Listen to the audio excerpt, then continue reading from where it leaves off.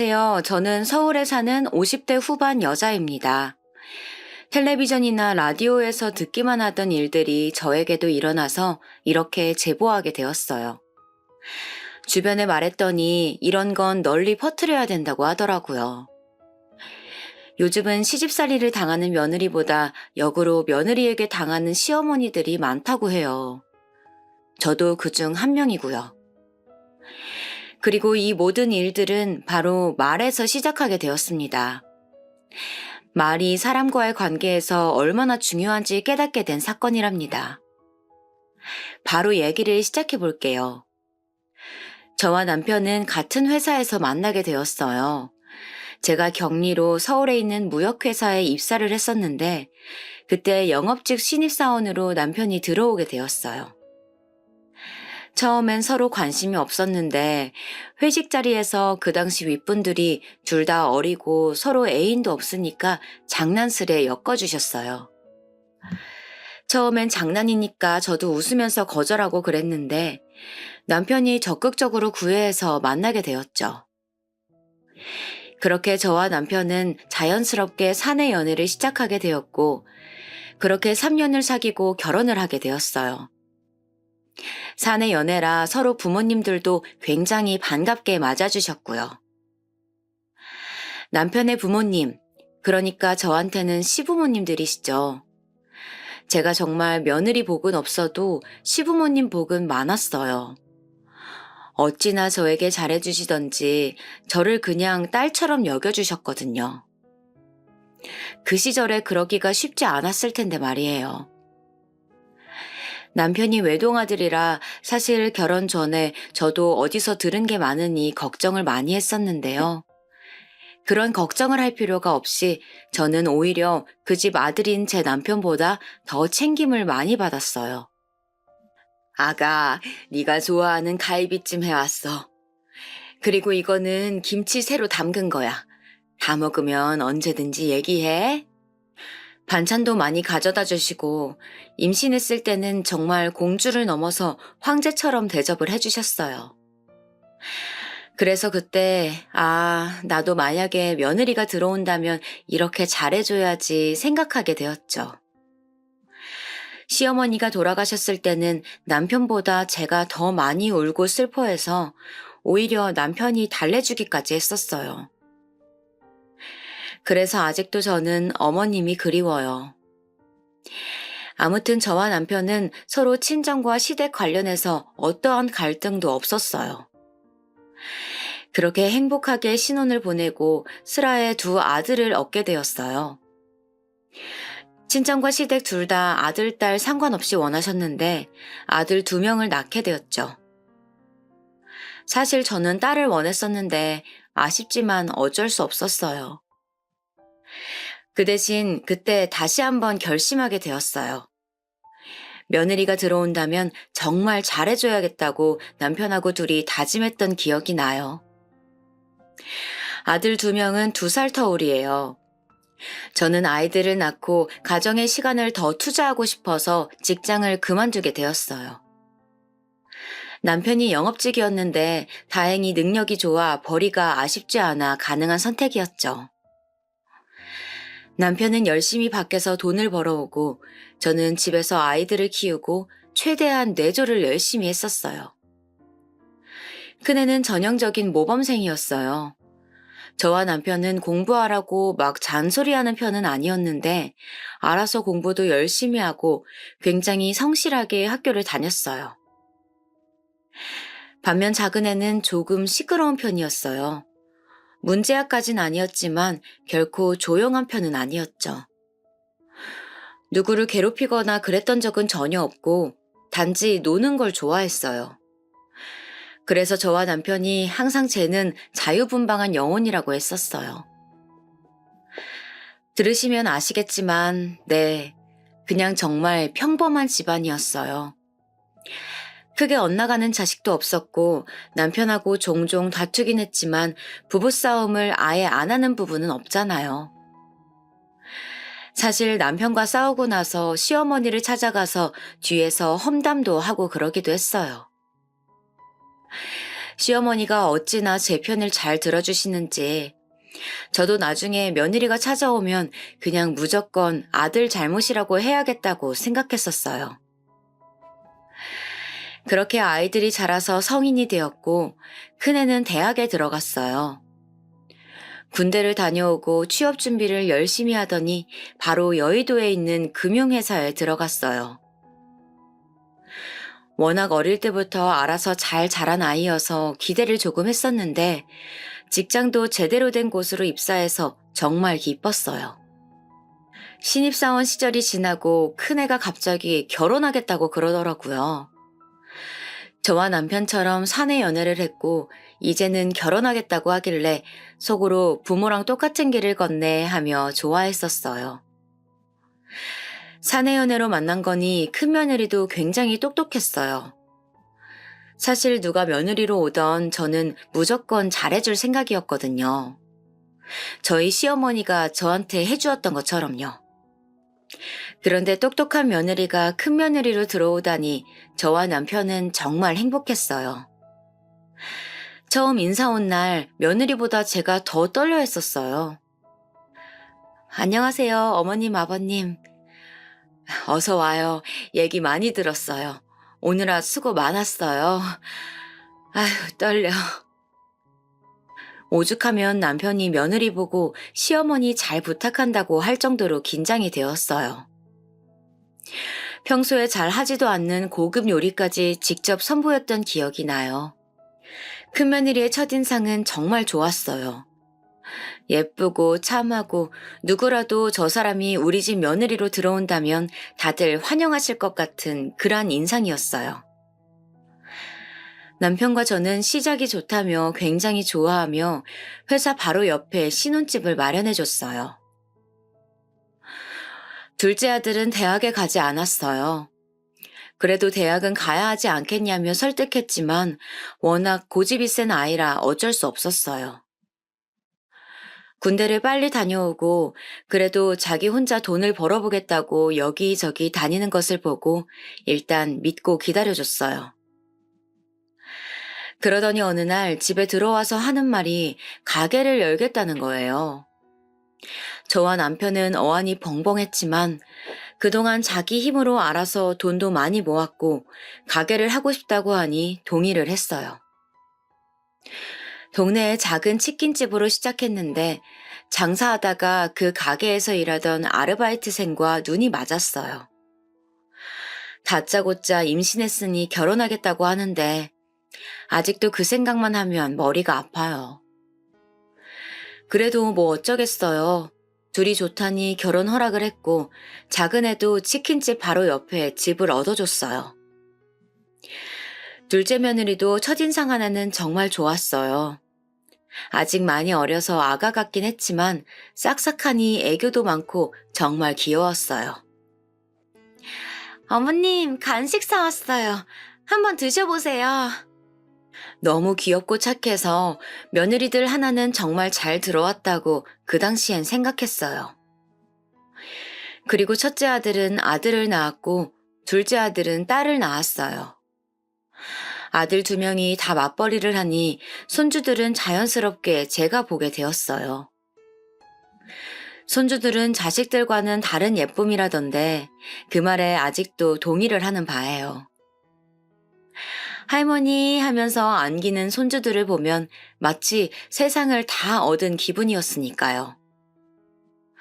그러나 예쁜 것과는 별개로 힘들기도 했어요. 확실히 체력이 예전 같지는 않더라고요. 그래도 아들 내외들이 돈 버느라 고생하는데 제가 해줄 수 있으니까 최선을 다했어요. 애들 유치원 갔다 오면 밥도 먹이고 아프면 병원도 데려가고 놀이터에도 매일 데려갔어요. 그렇게 손주들이 자라 초등학교에 들어가자 더 이상 봐주지 않아도 되었어요. 이렇게 2 아들을 다 결혼시키고 손주들도 다 자라고 나니 뭐랄까 굉장히 해방감이 들었어요. 그동안 아이들 키우면서 저 자신을 잃어버린 느낌이었는데 다 키워서 결혼까지 시키고 나니까 인생에서 해야 하는 숙제는 다 한 느낌이 들었어요. 그 기분은 남편도 똑같이 느꼈다고 해요. 서로 정말 가정에 충실했고 후회가 남지 않게 정말 최선을 다했기 때문에 오히려 찜찜함이나 서운함 없이 오로지 후련함이 남았던 것 같아요. 결혼 생활 중 남편과의 관계는 적당히 싸우며 서로 울지도 많이 했었어요. 사람이 나쁜 사람은 전혀 아니었으나 성향은 좀 달랐어요. 그렇게 저는 이제 정말 저를 위한 인생을 살고 싶어졌어요. 동시에 남편도 그동안 일하느라 고생했으니 이제 본인을 위한 인생을 살았으면 좋겠다고 생각했어요.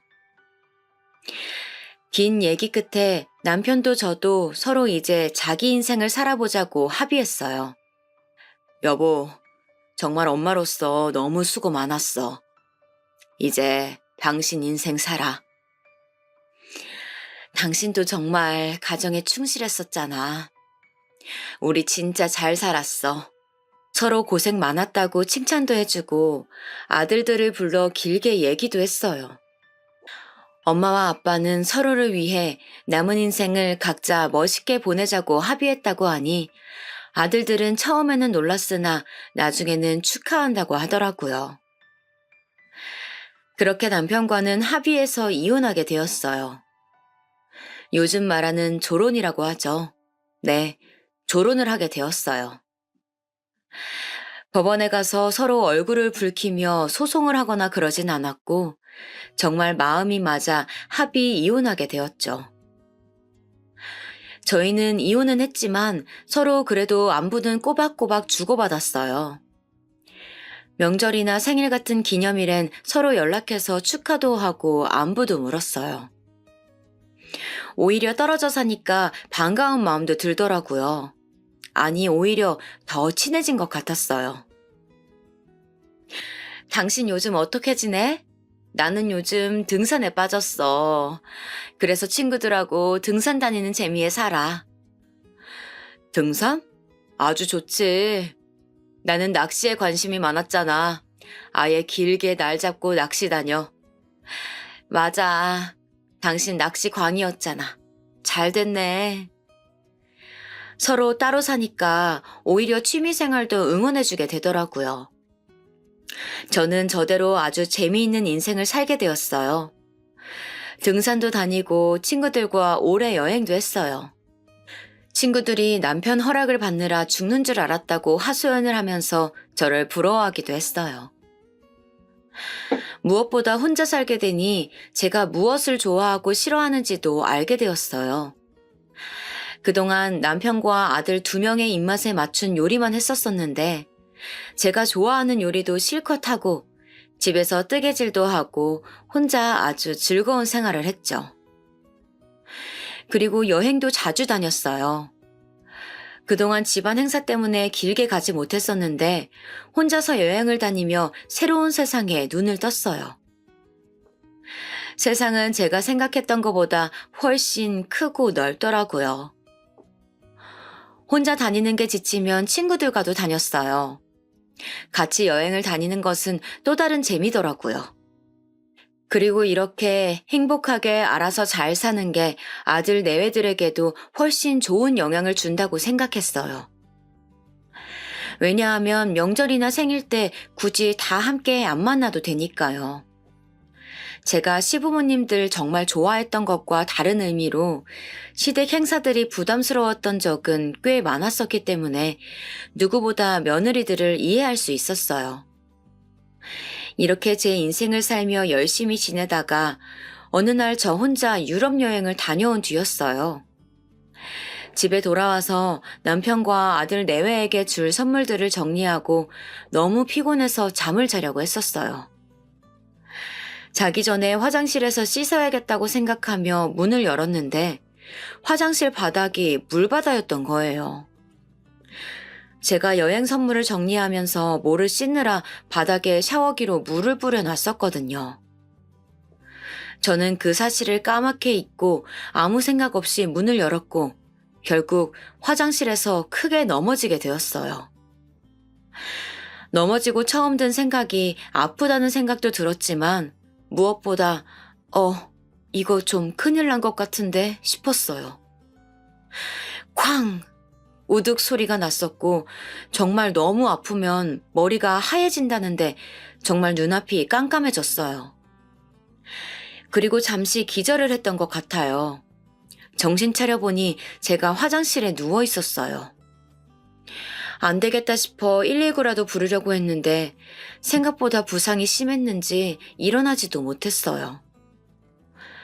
혼자 사니까 누구에게 도움을 요청할 수도 없었고 핸드폰은 방 안에 있었기 때문에 당장 움직일 수가 없으니 한참을 누워 있었어요. 그렇게 몇 시간이 흘렀는지 몰라요. 겨우 조금 정신을 차리고 기어서 화장실에서 나온 후 방으로 다리를 질질 끌고 손의 힘으로 들어갔어요. 핸드폰으로 119에 연락해서 화장실에서 크게 넘어졌는데 너무 아프다고 말하고 끊었어요. 그리고 나서도 정말 정신을 차릴 수가 없어서 방 안에 누워서 119를 기다렸고 대원들이 들어오셔서 저를 들것 위에 옮겨서 병원에 데려가 주었어요. 그렇게 저는 정신없이 응급실로 실려가고 온갖 검사를 다 했어요.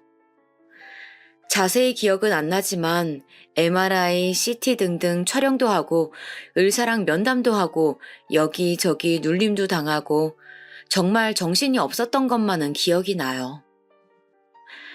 간호사 선생님이 저에게 보호자 번호를 요청하시는 거예요. 남편을 말할까 생각도 했었지만 이혼도 했고 그때엔 별일이 아닌 줄 알아서 큰아들의 전화번호를 얘기해 주었어요. 그러고 나서 진통제를 맞고 저도 모르게 잠이 들었던 것 같아요. 무언가 웅성거리는 소리가 들려서 눈을 뜨려고 했는데 귀가 먼저 깨어난 건지 말소리가 들렸어요. 그럼 어떡해. 우리는 둘 다 일하잖아. 동서는 집에 있으면 우리보다 시간 많지 않아? 아니 형님, 제가 무슨 집에 있어요. 남편 출근하면 가게에 같이 들러서 도와주는데 말씀 너무 하시네요. 일하다가 잠깐씩 짬을 내서 집에 들어갈 수는 있잖아. 나랑 남편은 둘 다 출근해서 집에 갈 수가 없는 상황이고. 아니 그렇게 치면 형님네도 중간에 조퇴하거나 외출해서 올 수 있잖아요. 며느리들의 대화 소리였어요. 눈을 뜨려다 무언가 제 얘기를 하는 것 같아서 가만히 듣고 있었는데 서로 시간이 없다는 말들을 하더라고요. 여기서 눈을 뜨면 안 될 것 같아 계속 듣고만 있었는데 글쎄 이 뒤가 더 가관이었어요. 그러면 어떡해. 의사가 무조건 간호하라는데 사람 쓰자고 했더니 아까 내 남편이랑 서방님 정색하는 거 봤지? 우리 보고 하라는 거잖아요. 생각해보면 그것도 웃겨요. 자기들이 하면 되잖아요. 아무래도 돈 버는 주된 사람이다 이거지. 나 참 어이가 없어. 그냥 차라리 황천길로 바로 가버리지. 짜증나요. 그러니까 말이야. 우리끼리니까 이런 말도 하는 거다, 동서. 아니, 그리고 아버님은 이혼하시고 저희에게 지원 많이 해주시는데 어머님은 좀 너무하세요. 이혼하자마자 딱 지원 끊기는 거 봤지? 정말 노인네가 어쩜 저렇게 욕심이 많니? 그러니까요. 그전까진 그렇게 잘해주더니 그거 다 그냥 가식이었네요. 예전엔 용돈도 주더니 요즘은 주지도 않잖아. 저렇게 사니까 다치지. 저 말을 듣자마자 저도 모르게 눈물이 나오기 시작했어요. 그래도 좋은 시어머니 역할을 하며 살아왔다고 생각했는데 정말 너무하더라고요. 단순히 집만 해준 것이 아니고 이혼 전에는 명절 때마다 식사만 하러 와도 고마워서 용돈 주고 애들 낳을 때마다 조리원도 보내주었어요. 아이들 커가면서 각종 백일잔치, 돌잔치, 생일, 입학, 졸업 등등 무슨 행사가 있을 때마다 애들 낳고 키우는 게 고맙고 대견해서 용돈도 항상 챙겨주었어요. 그뿐만이 아니고 둘 다 일하느라 바쁜 거 아니까 사람도 보내서 청소도 도와주고 저는 정말 최선을 다했다고 자신 있게 말할 수 있어요. 단순히 돈만 주었냐 하면 그것도 아닌 게 연락할 때마다 고맙다고 항상 말했었고 아들하고 무슨 일 생기면 무조건 말하라고 했어요. 실제로 며느리들이 싫은 소리 하면 제가 나서서 아들들한테 뭐라 잔소리를 했고 며느리들한텐 아들 몰래 용돈도 주며 기분 풀라고 해주었어요. 백화점에 가서 며느리들 선물만 사서 준 적도 정말 많아요. 사정이 생겨서 집에 못 올 것 같다고 하면 오히려 제가 그럴 수 있다며 신경 쓰지 말라고도 했었고 그냥 저는 며느리한테 잘해주었던 기억밖에 나지 않아요. 그런데 저렇게 대놓고 황천길로 가라는 소리를 듣자 갑자기 눈물이 나오는 거예요. 그리고 이혼하고 지원해주지 않은 것은 할 만큼 충분히 해주었기 때문이에요. 그동안 그리고 조리원 비용이나 용돈을 꼬박꼬박 받아갔으면서 어떻게 저런 말을 할 수 있는 건지 배신감도 들었어요. 시어머니랑 며느리의 관계라서 그런 걸까요? 아무리 그래도 사람 대 사람으로 저러면 안 되지 않을까요? 반대로 저는 용돈 한 번 받아본 적이 없어요. 하물며 제 생일 때에도 제가 와주어서 고맙다고 용돈을 주면 주었지 받아본 적은 없는데 저런 말을 들으니 기가 찼어요. 그리고 마지막으로 제가 손주들까지 봐주었었는데 어떻게 저럴 수가 있을까요? 자기들 일하느라 바쁘다고 저한테 용돈도 주지 않고 손주들을 맡겼었는데 정말 너무 슬펐어요. 아이 돌보는 게 얼마나 힘든 일인데 둘 다 저한테 애들 맡겨놓고 뒤에서는 저러고 있다니 너무 서운하더라고요. 저는 그것도 모르고 애들 먹인다고 좋은 재료만 구하러 다니고 여기저기 놀러 다니고 그랬었어요. 식당을 가도 지역에서 제일 좋은 식당만 데려가고 그랬었거든요. 놀이공원도 심지어 손주들은 자기 엄마 아빠보다 할머니 할아버지랑 간 기억이 더 많다고 할 정도였어요. 그리고 저런 대화를 한두 번 해본 게 아닌지 정말 둘이 아무렇지 않게 제 욕을 하더라고요. 제가 충격으로 계속 눈물을 흘리고 있는데도 다행인지 뭔지 며느리들은 저렇게 얘기하며 자기들끼리 깔깔대느라 제 쪽은 쳐다도 안 봤던 것 같아요. 전혀 모르고 있더라고요. 그렇게 너무 속상한 마음을 가진 채로 가만히 누워 있었어요. 물론 그 순간 눈을 뜨고 일어날 수도 있었지만 그런다고 며느리들이 했던 말이 없어지는 것은 아니니까요. 정말 서러워서 이걸 어떻게 해야 하나 생각만 하고 있었어요. 한참을 그러고 있자 간호사가 들어와서 제가 깨어났는지 확인하더라고요. 그때 자연스럽게 일어난 척을 했어요. 어머님, 괜찮으세요? 너무 걱정 많이 했어요.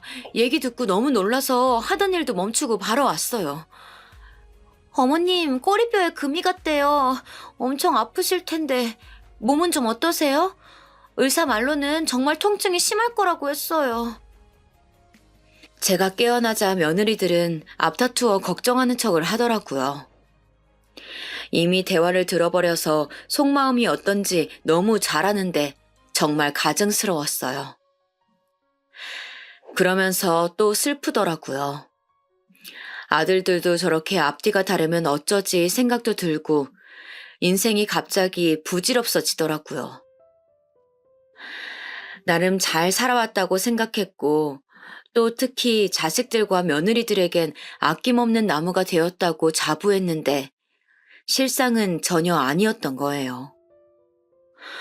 너무나 혼란스러운 마음에 일단 아무 반응도 하지 않았어요. 간호사 선생님께서 어디가 아프냐, 어디가 안 좋냐 물어봐도 그냥 너무 혼자 있고 싶었어요. 꼬리뼈 부상은 저에게 이미 아무것도 아닌 거였어요. 일단 좀 쉬고 싶다고 모두 내보낸 뒤 이상이 생기면 호출하겠다고 하고 혼자 병실에 있었어요. 그리고 한참을 울었어요. 정말 너무 속상하고 제 인생이 부정당하는 느낌이 들더라고요. 결혼한다고 집도 마련해주고 부족함 없이 지원해줬다고 자부할 수 있어요.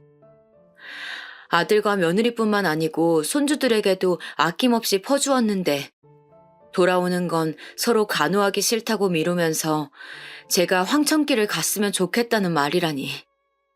어둠 속에서 하염없이 울다가 이렇게 사는 게 무슨 소용인가 생각이 들었어요. 차라리 앞에서도 제가 싫다고 티를 내줬으면 좋겠더라고요. 저는 정말 며느리들이 저런 생각을 가지고 저를 대하고 있다고는 생각조차 해본 적이 없어서 더 슬펐던 것 같아요. 그렇게 잠도 못 자고 뜬 눈으로 밤새 꼬박 세우고 아침이 되었어요. 간호사가 아들들이 면회왔다고 그러더라고요. 알겠다고 하고 들어오라고 말하자 아들 2명과 며느리들도 같이 들어왔어요. 평소 같았으면 가족들이 모여서 북적거리니 좋았을 텐데 어제 며느리들의 대화를 들어버린 이상 하나도 즐겁지 않더라고요. 그때 첫째 며느리가 말했어요. 어머님, 꼬리뼈가 다치신 거라 거동 불편하실 텐데 몸은 좀 어떠세요? 그냥 조금 불편하긴 하네. 집에 안 가고 병원에서 계속 있는 게 좋을 것 같다. 일부러 집에 가지 않겠다고 말했어요. 제가 그렇게 말하자 옆에서 둘째 며느리가 말했어요. 어머님, 오히려 정말 그게 나으실 수도 있어요. 병원에 계속 계시면 바로바로 간호도 받으실 수 있고 혹시나 더 몸이 나빠질 수도 있는데 도움을 받기에도 편하고요. 그래, 둘째 며느리 말이 맞는 것 같다. 나는 그냥 집이 아니고 병원에 입원해 있을게. 너희는 그냥 걱정하지 말고 돌아가. 제가 먼저 나서서 병원에 있겠다고 말하자 아들들은 제 의견을 존중한다고 했어요. 사실 아들들한테 며느리들이 저렇게 말했다고 말이라도 꺼내볼까 생각했었지만 무슨 의미가 있나 생각이 들더라고요. 제가 그렇게 말을 한다면 서로 사이만 나빠질 테니까요. 그리고 아들 2명은 일하기에 바쁠 텐데 신경을 거슬리게 하고 싶지 않았어요. 반면 며느리들에게는 또 충격을 받았어요. 어제는 둘이 저보고 황천길을 가라느니 지원 안 해줘서 밉다느니 막말을 하더니 이제 앞에서는 제 걱정을 하더라고요. 정말 너무 가식이라고 생각했어요. 그렇게 면회도 끝나고 또다시 그날 밤 혼자가 되었어요. 합의 이혼을 하고 혼자만의 시간을 가지며 제 인생을 즐겼을 때는 혼자 있는 시간이 너무 좋았었는데 다치고 나서 병원에 있으니 혼자가 외롭더라고요. 사실 며느리들의 대화를 듣지 않았다면 괜찮았을 것 같기는 해요.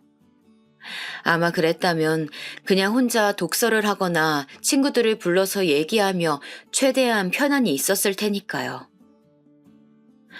며칠을 그렇게 보내니 이제 정말 더 이상 살고 싶지 않더라고요.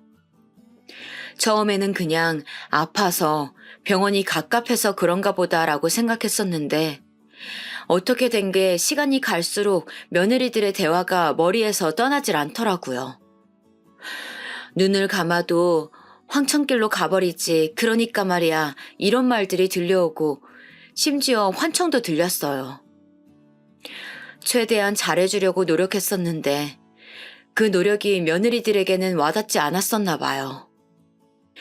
저처럼 시어머니가 잘해줘서 고맙다고 생각하며 반대로 효도하려고 했던 것까진 바라지도 않고 그냥 정말 저렇게 저를 안 좋게 생각만 안 했어도 저는 괜찮았을 거예요. 어느새 그렇게 퇴원하는 날이 다가왔어요. 퇴원할 때 또 도움을 받으면 저렇게 뒷말이 나올 것 같았고 사실 저는 퇴원하고 집에 가서 남들 모르게 생을 마감하려 했어요. 정말 살고 싶지 않다는 생각이 입원하면서 계속 들었기 때문이에요. 혼자 겨우겨우 퇴원하고 집에 돌아와서 약을 먹으려고 했어요. 제가 살아온 인생에 대해 너무나 회의감이 들었기 때문이에요. 그런데 갑자기 여보! 하며 남편이 집에 들어왔어요. 정말 깜짝 놀라서 남편을 쳐다보고 있었는데 저한테 남편이 와서 와다다 말을 하는 거예요. 아니, 여보, 나 정말 놀랐어. 다쳤으면 다쳤다고 말을 해야 할 거 아니야. 내가 첫째랑 전화하다 알게 됐잖아.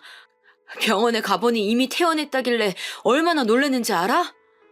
아니, 사람이 말이야. 아프면 아프다 얘기를 해야지. 넘어지고 119 불렀다며 나를 불렀어야지. 정말 숨도 안 쉬고 말하는 남편을 보자 저도 모르게 또 눈물이 나오더라고요. 온통 저를 걱정했다는 말로 말을 건네는 남편이 어찌나 고맙던지 그 순간 서러웠던 게 폭발했어요. 남편을 끌어안고 울기 시작하자 남편은 오히려 당황하더라고요. 아니, 생전 울지도 않던 사람이 왜 이래? 많이 아팠어? 남편이 저를 걱정하는 말을 하자 저는 속사포처럼 말을 하게 됐어요. 사실 나 누워있을 때 며느리들 대화를 듣게 됐었어.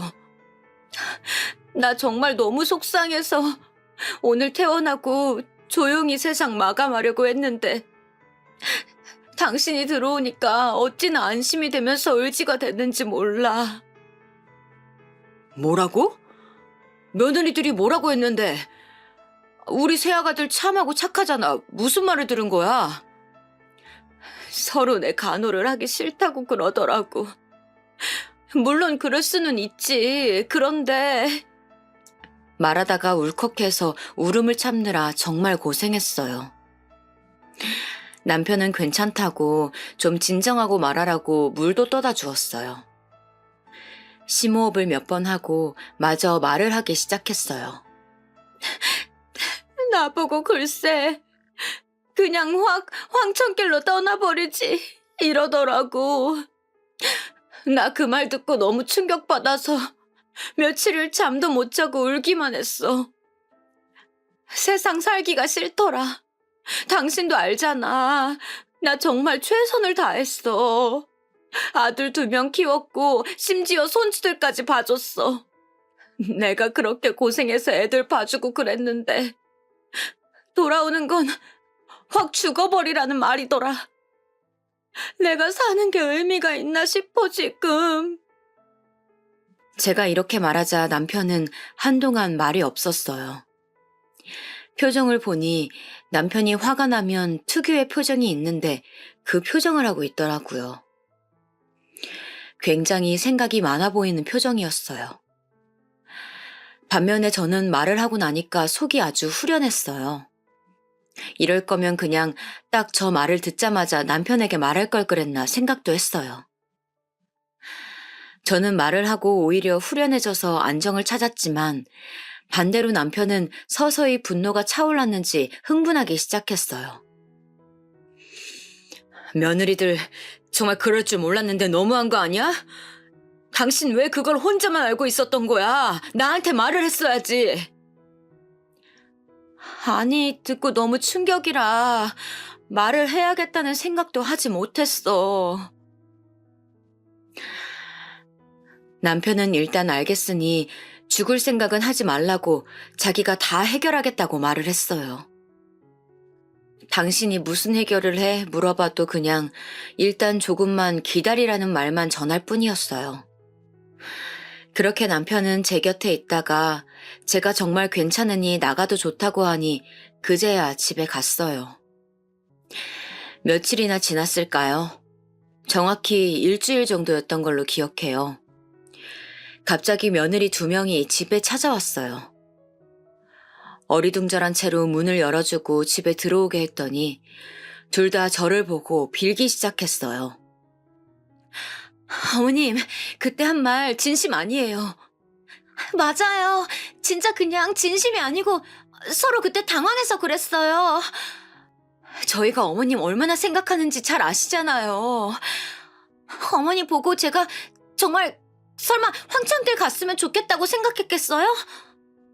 2명이서 저를 둘러싸고 양 옆에서 오해라고 말을 하기 시작했어요. 서로 1초도 쉬지 않고 귀에 대고 말하는데 정말 골이 아프더라고요. 이게 무슨 일인가 생각도 들고 일단 진정하고 앉으라고 했어요. 둘을 소파에 앉히고 찬물을 가져다 주니 첫째 며느리가 상황 설명을 시작했어요. 알고 보니 남편이 저에게 그 말을 듣고 두 며느리를 불렀다고 해요. 그런 말을 한 게 맞냐고 했더니 처음엔 둘 다 부인했으나 저에게 말을 다 듣고 왔다고 하자 인정을 했다고 해요. 그러자 남편이 어떻게 그럴 수 있냐며 배은망덕하다고 화를 냈다고 해요. 그러면서 신혼집으로 해준 지금 그 집 명의가 남편으로 되어 있는데 절대 명의 이전을 해주지 않겠다고 했대요. 거기서 더 나아가 저희 손주들이 지금은 둘 다 미국에서 유학하고 있거든요. 그런데 그 비용을 저도 몰랐는데 남편이 다 대고 있었다고 해요. 괘씸해서 손주들 유학 비용도 앞으로 더 못 준다고 말하고 며느리들에게 이제 볼 일 없을 거라고 말했다고 해요. 며느리들은 그 말을 듣자마자 저에게 바로 온 것이라고 하더라고요. 아들들은 알고 있니? 아직 몰라요. 만약 알게 된다면 저 정말 이혼당할 수도 있어요, 어머님. 어머님, 저 정말 진심 아니었어요. 한 번만 봐주세요. 제 마음 아시잖아요. 이제야 진심이 아니었다고 저에게 며느리들이 빌기 시작했어요. 나중에는 둘 다 약속이라도 한 듯 울기 시작하더라고요. 애들 유학비 만만치 않아요. 이대로 정말 귀국해야 할 수도 있어요. 이제야 겨우 적응하기 시작했는데 이대로 돌아오게 만들 수는 없어요. 어머님, 제가 잘못한 거지 애는 잘못 없잖아요. 제발요. 갑자기 찾아와서 사람 손을 쏙 빼놓더니 이제 울기 시작하는 며느리들을 보니 저도 혼자 생각하는 시간이 필요해졌어요. 예전 같았으면 우는 며느리들을 보고 안쓰러워서 일단 이유 불문하고 달래기라도 했을 텐데 확실히 정이 떨어졌는지 그냥 집에 돌아가라고 말이 저절로 나오더라고요. 그리고 제가 손주들에게 약한 것을 정말 잘 아는지 손주들 얘기를 저에게 하더라고요. 결론은 저 때문에 손주들이 조기 귀국할 수도 있으니 남편에게 말을 잘해달라 이 말 아닌가요? 제가 바보도 아니고 어떻게 의도를 모르겠어요. 일단 집에들 가라. 나는 더 이상 할 말 없으니 남편하고 얘기 잘 해보렴. 사실 저는 정말 할 말이 없기는 했어요. 제가 남편 보고 지원을 끊으라고 말한 적도 없고 그건 남편의 선택이고 또 남편의 돈이잖아요. 그러니 정말 남편하고 얘기해야 한다고 생각했던 건데 며느리들은 완강했어요. 정말 누가 보면 제가 가해자로 알 정도로 애처롭게 빌기 시작하더라고요. 잘못한 사람들은 며느리들인데 우는 사람도 며느리들이었어요. 정말 어처구니가 없더라고요. 나가라고 해도 나가질 않으니 제가 할 수 있는 것은 남편에게 전화하는 것이었어요. 여보, 당신이 며느리들 보고 뭐라고 한 것 같은데 지금 우리 집에서 둘이 울고불고 난리야. 나가라고 해도 말을 듣질 않아. 어떻게 좀 해봐. 뭐라고? 정말 정신들을 못 차렸네. 바꿔봐. 남편 전화를 며느리들에게 들려주자 며느리들은 더 난리가 났어요. 아버님! 하면서 둘이 우는데 정말 너무 시끄럽더라고요. 일단 내 집에서 나가주었으면 좋겠어. 그리고 돈 관련해선 남편하고 얘기하렴. 이렇게 다시 말하니 며느리들은 마지못해 일어났어요. 그렇게 둘이 집에 가고 저는 머리가 아파서 혼자만의 시간이 필요해졌어요. 남편에게 연락해볼까 생각했지만 너무 갑작스럽게 일어난 일들이라 일단 그냥 안정이 필요했어요. 그런데 다음 날에 첫째 아들에게서 연락이 왔어요. 어머니, 몸은 좀 어떠세요? 그냥 조금씩 아프긴 하지. 무슨 일 있니? 아들은 전화로 하긴 좀 그렇다고 퇴근하고 찾아오겠다고 했어요. 알겠다고 대답하고 집에서 쉬면서 생각했어요. 아마 제 생각엔 와서 분명 돈 얘기를 할 것 같았어요. 아니나 다를까 첫째는 집에 와서 밥을 먹고 하는 말이 용서를 해달라는 말이었어요. 집사람 말을 들어보니까 경솔하긴 했더라고요. 정말 죄송해요, 어머니. 아들이 죄송하다 하는데 그 자리가 너무 불편했어요. 첫째 아들은 계속해서 말을 하기 시작했어요. 저도 아내한테 엄청 뭐라고 했어요. 실망도 너무 많이 했고요. 그런데 말 들어보니까 황천길로 갔으면 좋겠다는 말은 재수 씨가 했다고 하더라고요. 어머니도 들으셨으면 기억하시죠? 저는 어안이 벙벙했어요. 사실 그 말을 누가 했는지는 중요하지 않았어요. 그냥 그때 며느리 2명이 제가 눈을 감고 있는 동안 저런 대화를 나누고 있었다는 것이 충격이었지. 누가 어떤 말을 했는지는 정확히 기억도 나지 않아요. 첫째 며느리가 그랬는지 둘째 며느리가 그랬는지 중요한 건 아니라고 생각했어요. 아니 아들, 너는 그게 누가 말했는지 중요한 거니? 내가 그 상황에서 그런 대화를 들었다는 게 중요한 거 아니야? 아들은 당황하기 시작했어요. 아니 어머니, 제가 아내에게 들을 때에는 자기는 그냥 동조만 했다고 하더라고요. 심한 말은 다 동서가 했다고 하길래 정말 그런 줄 알았어요. 여러분, 정말 해도 해도 너무하지 않나요? 무슨 동조만 해. 내가 똑똑히 들었어. 너한테도 실망이다. 이만 나가봐. 저도 모르게 아들에게 소리를 질렀어요. 딱 보니까 첫째 며느리가 여우처럼 아들에게 자기 잘못은 없다고 했던 것 같더라고요. 자기는 동조만 했는데 집도 증여 못 받게 생겼고 아들 유학 비용도 앞으로 못 받게 생겼다고 첫째 아들을 막 조종했던 것 같아요. 첫째는 워낙 어릴 때부터 순하고 착해서 이런 말에 잘 넘어가거든요. 첫째 며느리가 똑똑해서 좋았었는데 저렇게 아들을 쥐어잡고 있을 거라고는 생각하지 못했어요. 아니, 알고는 있었지만 이 정도로 사람이 앞뒤 다르게 행동할 줄은 몰랐어요. 이렇게 안 그래도 화가 나 있는 상태였는데 둘째 아들에게도 연락이 오는 게 아니겠어요? 엄마, 늦은 밤 연락해서 미안해요. 내일 점심 같이 먹어요. 이것들이 쌍으로 입을 맞추고 차례로 연락을 하는 건가 생각이 들었어요. 왜? 너도 와서 둘째 며느리는 억울하다고 하려고? 저도 모르게 말이 사납게 나왔죠.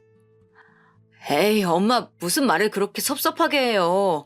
그냥 아들이 엄마 보고 싶어서 그러지. 둘째 아들은 워낙 애교가 많아서 이런 식으로 능구렁이처럼 잘 빠져나가는 것을 알고 있었지만 제가 애초에 자식에게 워낙 약하다 보니 알겠다고 하고 끊었어요. 그리고 다음날 둘째는 둘째 며느리와 같이 집에 찾아왔어요. 어머님, 어머님이 좋아하시는 망고 사왔어요. 드셔보세요. 엄마, 이것도 선물이에요. 둘째 아들네는 대놓고 제 기분을 풀어주려고 애를 쓰더라고요. 그래봤자 제가 이미 목적을 알고 있으니 제 표정은 좋지 않았어요.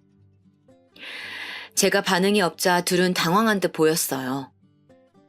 엄마, 나도 이미 집사람한테 얘기 들었어요. 내가 그거 듣고 너무 깜짝 놀랐다니까요. 그래서 너무 화가 나서 대판 싸웠어요. 이 사람도 내가 얘기 들어보니까 많이 반성하고 있대요. 그리고 사실 형수가 나서서 주도했다고 하더라고요. 저 말을 듣자마자 저도 모르게 코웃음이 나왔어요. 며느리들 둘이 말을 맞춘 걸까요? 다들 자기 탓이 아니라고 저러는데 정말 어이가 없었어요. 어제도 말했지만 누가 먼저 주도했고 누가 어떤 말을 했는지 중요하니? 중요한 건 둘이 같이 나를 험담하는 대화를 했다는 것이고 내가 그걸로 인해서 상처를 받았다는 거야. 제가 강하게 나가자 둘째 아들과 며느리는 눈에 띄게 당황했어요. 지원을 앞으로 끊겠다고 한 것은 너희 아빠니까 아빠한테 가서 직접 말하렴. 안 그래도 아픈 사람 집에 찾아와서 이게 못들하는 짓이니? 저도 모르게 둘째네에게 쏴붙이고 돌아가라고 말하고 방으로 돌아왔어요. 저는 며느리들의 대화를 듣고 너무 충격을 받아 며칠을 잠을 못 자고 마음고생을 했었잖아요. 마지막엔 너무 속상해서 목숨을 끊으려고까지 생각했었고요. 그런데 며느리들은 저렇게 괘씸하게 아들들을 깨어내어 자기 잘못 아니라고 쏙 빠지려고 하다니 그걸 보는데 정말 복장이 터지더라고요. 동시에 남편에게 정말 고마운 마음이 들었어요. 그러면서 아니 언제 저렇게 지원해주고 있었는지 웃음도 나오더라고요. 자기 인생을 살겠다고 서로 합의하고 이혼했지만 자기 인생도 살면서 그 나이에 자식들 뒷바라지까지 해주고 더 나아가 손주들 유학비용까지 대주고 있었다니 정말 내가 아는 그 사람이구나 생각이 들었어요. 가정에 충실했던 것은 누구보다 잘 알지만 그게 지금까지 손주들한테까지 저러고 있을 줄은 정말 꿈에도 몰랐었거든요. 며느리들이 찾아왔을 때부터 아들들이 찾아왔을 때까지 남편에게 연락도 안 하고 있었는데 혼자 방에서 생각하다 보니 연락하고 싶어지더라고요. 그래서 전화를 걸었어요. 여보세요? 당신 지금 뭐 하고 있어? 아니, 그냥 내가 어떤 얘기들을 들어서 그게 사실인가 궁금해서. 남편하고 전화하는데 저도 모르게 계속 웃었어요. 남편은 당당하게 저에게 말했어요. 나는 정말 증여 안 해줄 거고 애들 유학도 앞으로 지원 못 해줘. 나는 당신이 며느리들한테 그런 소리 들은 거 정말 평생 용서 못 해. 당신이 시집살이를 시켰어? 아니면 아들들한테 못 해준 게 있어? 나 정말 당신 같은 엄마, 시어머니 없다고 생각해. 당신 할 만큼 충분히 했어. 남편이 저렇게 말해주는데 정말 저도 모르게 눈물이 계속 나왔어요. 제가 생각해도 저는 정말 최선을 다했었는데 그런 말을 듣게 될 줄 누가 알았겠어요.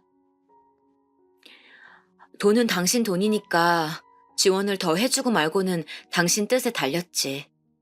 당신이 하고 싶은 대로 해. 그렇게 전화를 끊고 목욕을 하는데 그럼에도 불구하고 내 편은 남편뿐이구나 생각이 들었어요.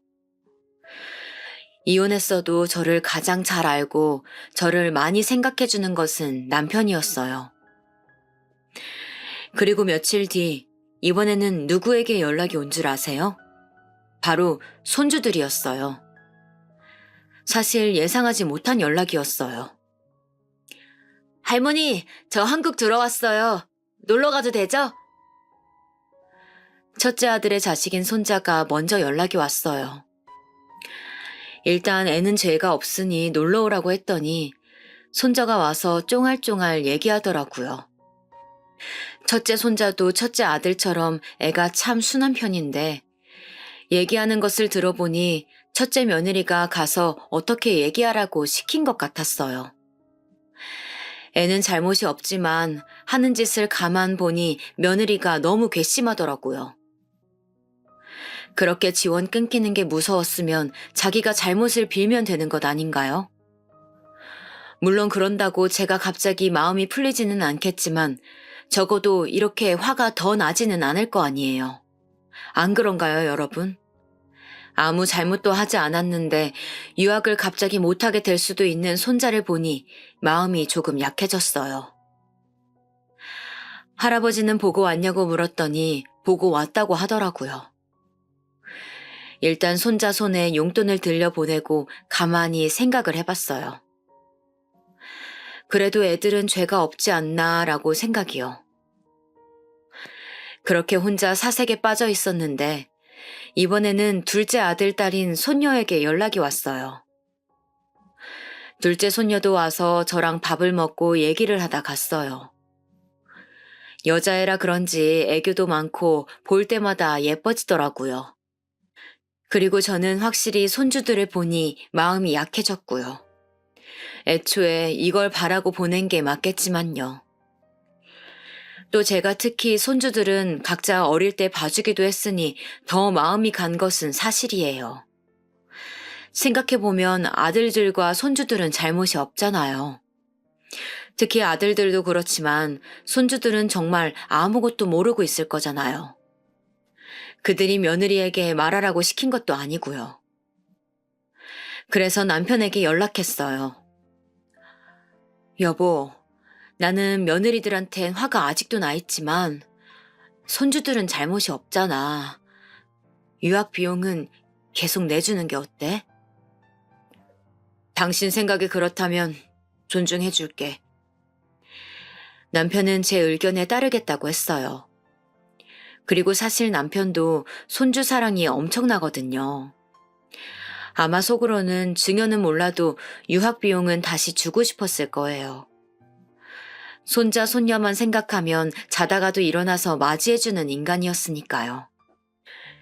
그러나 며느리들이 괘씸해서 집 증여는 못 해주겠다고 하더라고요.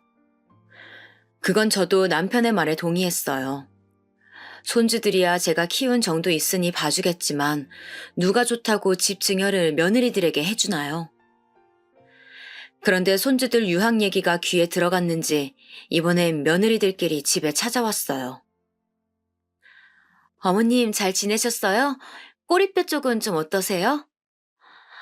어머님 이거 정말 유명한 빵집에서 사온 빵이에요. 한번 드셔보세요. 며느리들은 착각을 해도 단단히 한 것 같았어요. 저는 손주들이 아무 잘못 없으니 유학 비용을 대주라고 한 거지 며느리들에겐 아직도 화가 나 있었거든요. 정말 얼굴도 보기 싫어서 집에 안 왔으면 좋겠더라고요. 나는 이제 앞으로 너희들과 할 말이 없으니 이제 집에 그만 찾아왔으면 좋겠다. 그리고 집 증여 관련해서는 너희 아버님에게 얘기해. 너희 말대로 나는 이혼하고 나서 너희들에게 해준 것도 없으니 돈 관련해선 내 앞에서 얘기 꺼내지 말아줬으면 해. 제가 이 말을 하자 며느리들 표정이 정말 가관이었어요. 여러분들에게 보여주고 싶을 정도로요. 거의 쫓아내듯 며느리들을 내보냈어요. 진짜 꼴도 보기 싫다는 말이 무슨 뜻인지 그때 알았어요. 며느리들은 그 뒤로 몇 번 더 연락이 왔어요. 하지만 그때마다 돌려보내거나 받지 않았어요. 저는 그냥 제 인생에서 며느리들과 더 엮이고 싶지 않았으니까요. 어차피 졸혼도 하고 혼자 살고 있겠다, 혼자 열심히 살아야겠다고 생각했어요. 그렇게 더 시간이 지나고 첫째 아들에게 연락이 왔었어요. 집에 혼자 찾아오고 싶다길래 알겠다고 하고 들어오게 했죠. 첫째는 저를 보고 갑자기 울기 시작했어요. 첫째는 어릴 때부터 모범생이었고 감정 표현이 다양한 편은 아니었기 때문에 적잖이 놀랐던 기억이 있어요. 첫째가 울면서 저에게 말을 하는 거예요. 자기는 정말 아내가 그런 말을 할 줄 꿈에도 몰랐대요. 그러면서 자기도 너무 충격을 받아서 진지하게 이혼 생각도 하고 있다고 하더라고요. 물론 첫째 며느리는 이혼은 무슨 말이냐고 합의 이혼은 절대 안 해줄 거라고 할 거면 소송하라고 했다네요. 어머니, 저는 정말 몰랐어요. 아들한테도 아내가 그냥 가서 적당히 달래주라고 하길래 그렇게 심한 말을 한 줄은 몰랐어요. 제가 저런 사람과 살고 있었다니 회의감이 드네요. 우는 첫째를 보고 마음이 약해졌던 것은 사실이에요. 첫째가 진지하게 저에게 저런 사람과는 더는 못 살겠다고 하더라고요. 그러면서 자기가 오히려 뒷담화를 가볍게 생각했던 것 같다고 죄송하다고 하더라고요. 이혼은 제가 하라 마라 할 수 있는 문제가 아니어서 그건 네가 알아서 하라고 말했어요. 그렇게 첫째 아들을 돌려보낸 후 첫째 며느리에게도 연락이 왔어요. 진지하게 할 말이 있다고 하길래 저도 집에 오라고 했죠. 와서 하는 말이 정말 진심으로 죄송하다고 하더라고요. 자기가 말 한마디 잘못했다가 집도 증여 못 받고 아이 유학도 중도 포기할 뻔했고 이혼당하게 생겼는데 처음에는 억울한 마음이었다고 해요. 그렇지만 곰곰이 생각해보니 자기가 잘못한 게 맞다 하더라고요.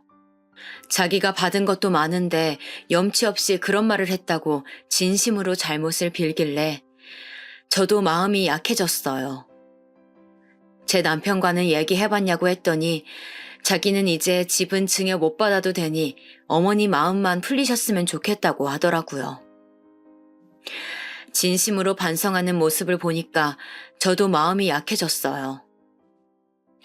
그래서 집으로 돌아간 뒤 남편에게 연락해서 말을 전했는데 남편은 그래도 증여는 못 해주겠다고 하더라고요. 제가 이유를 물어보니 한 번 그랬던 사람이 두 번 안 그러겠냐고 하더라고요. 틀린 말은 아니고 또 돈도 애초에 남편 돈이니까 그건 당신 마음대로 하라고 했어요. 첫째 아들에게도 연락해서 내 마음은 다 풀렸다고 이혼은 네가 원하는 방향으로 알아서 하라고 했어요. 나중에 들은 사실인데 둘이 정말 진지하게 별거도 했다고 하더라고요. 결론적으로 첫째는 며느리와 이혼하지 않았어요. 제 남편도 증여는 없던 걸로 하기로 했고요. 이혼은 안 했지만 첫째 며느리는 저 사건 이후로 완전히 다른 사람이 되었어요. 남편에게도 찾아가 엄청나게 빌었다고 해요. 남편은 아예 만나주지도 않았다가 몇 번을 찾아오고 잘못을 비니까 그제야 받아주었다고 합니다. 그래도 증여는 해주지 않겠다고 했대요. 제 남편이지만 정말 한 번 아니면 끝까지 아닌 그런 모습들은 정말 대단하게 생각해요. 사실 증여 관련해선 통쾌한 마음도 있었어요. 둘째 아들은 어떻게 되었냐고요? 둘째는 어릴 때도 그랬지만 첫째보다 확실히 화끈하더라고요. 알고 보니 둘째도 저보고 황천길로 가라는 소리를 한 것은 몰랐다고 하더라고요. 그걸 알고 나서 너무 화가 나서 바로 이혼했다고 해요. 물론 반발이 있었지만 워낙 성격 자체가 한 번 아니면 아닌 성격이라 밀고 나갔다고 하더라고요. 그래서 저 사건 뒤로 둘째 며느리는 제 인생에서 완벽하게 사라졌어요. 그 뒤로 정말 본 적도 없어요. 당연히 연락도 안 왔고요. 어떻게 살고 있는지 궁금하지도 않지만 정말 모르겠어요. 제가 그래도 아들이 이혼했다니까 걱정되어서 물어봤더니 자기는 저런 사람하고 1초라도 더 있고 싶지 않았다고 해요. 이번엔 또 손녀가 걱정돼서 물어보니까 손녀는 둘째 아들이 키우기로 했다고 하더라고요. 아들이 워낙 딸바보라 손녀에게 워낙 잘해주니까 손녀도 아빠와 살겠다고 했더라고요. 아무튼 이 사건을 겪으며 저는 정말 많은 것을 깨닫게 되었어요. 무엇보다 제 남편에게 정말 고마웠어요. 아무리 이혼했어도 함께 결혼 생활을 몇십 년을 해서 서로를 누구보다 잘 알고 있었어요. 제가 제일 힘든 시기에 함께 해준 것도 남편이더라고요. 남편은 그 뒤로 제가 사는 아파트에 집을 얻었어요. 다시 재혼한 것은 아니에요. 그냥 서로 인생을 존중해주지만 조금 더 가까워진 것 뿐이에요. 사실 둘이 진지하게 말하면서 재혼 얘기도 꺼내보긴 했어요. 하지만 결론은 둘 다 현재 삶에 만족하니 지금처럼만 지내자는 거였어요. 그래도 제가 혹시라도 저번처럼 다치는 일이 발생하면 자기를 부르라고 하더라고요. 가까워졌으니 조금 더 자주 만나고요. 저희는 그렇게 서로를 존중하며 잘 지내고 있어요. 그리고 오히려 떨어져 사니까 결혼 생활을 할 때보다 더 친해졌어요.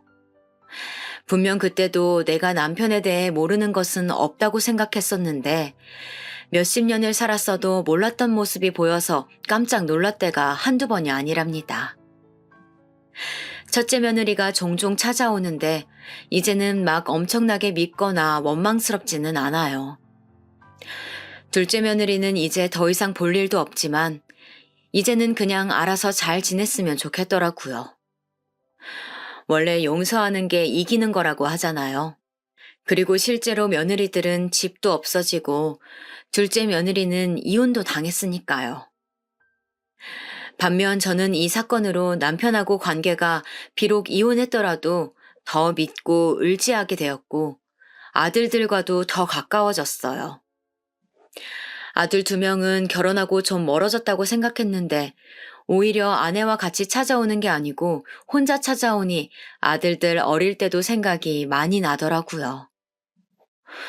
손주들하고도 아주 잘 지내고 있어요. 제가 어릴 때 키웠던 기억이 있어서 그런가 그 소동이 있었는데도 할머니 괜찮냐고 물어보더라고요. 특히 둘째 손녀는 자기 엄마가 그럴 줄 몰랐다고 너무 실망했다고 보고 싶지 않대요. 이런 거 보면 진정한 복수를 한 것 같아 통쾌하기도 했어요. 자기 딸도 자기를 보고 싶지 않다는데 이것만큼 확실한 복수가 어디 있겠어요. 정말 말 한마디가 이렇게 중요하다는 것을 확실히 알게 되는 경험이었어요. 저도 이 사건 이후로 더 말을 조심하게 되었어요. 어딜 가도 예쁘게 말하려고 노력하고 있답니다. 남의 험담은 예전에도 하지 않았지만 저 이후로는 시도조차 하지 않아요. 여러분, 이제 점점 날씨가 추워지더라고요. 감기 걸리시면 안 되니까 겉옷 꼭 챙기시며 다니시길 바래요. 제 얘기 들어주셔서 감사합니다.